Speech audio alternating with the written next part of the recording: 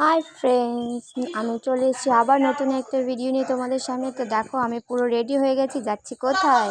আমি যাচ্ছি বাবার বাড়িতে, কারণ কাল ষষ্ঠী। ষষ্ঠীর আগের দিন রাতেই আমি যাচ্ছি।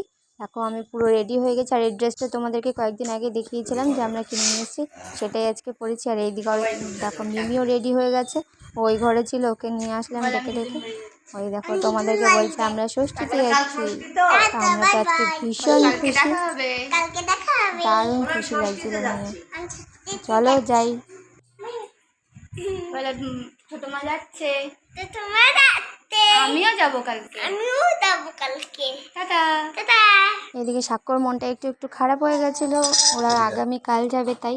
আর এদিকে দেখো, আমরা চলে এসেছি পরের দিন ষষ্ঠীতে। জামাই চলে এসছে, মা এদিকে রেডি করে নিয়েছে সব কিছু ষষ্ঠী দেওয়ার জন্য।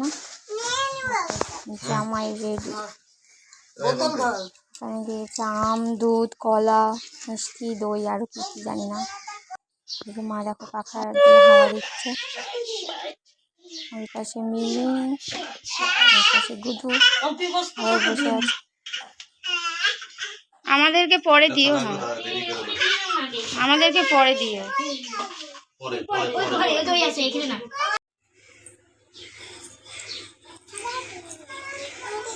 মা হাতে ষষ্ঠী সুতো বেঁধে দিচ্ছিল।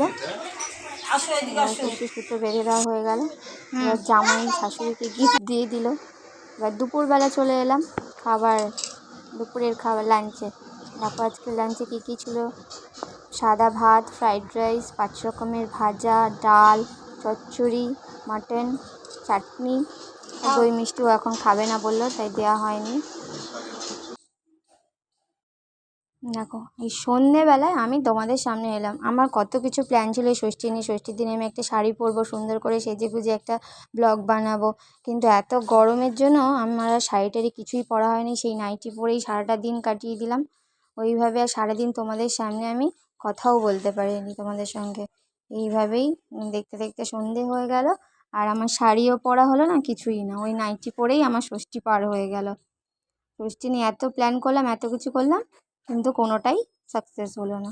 আর কি করা যাবে, চলো এইভাবেই যাচ্ছে। দেখা যাক পরে আবার কি হয় পরের বছর। তো আজকের মতো এখানেই ব্লগটা শেষ করছি। টাটা।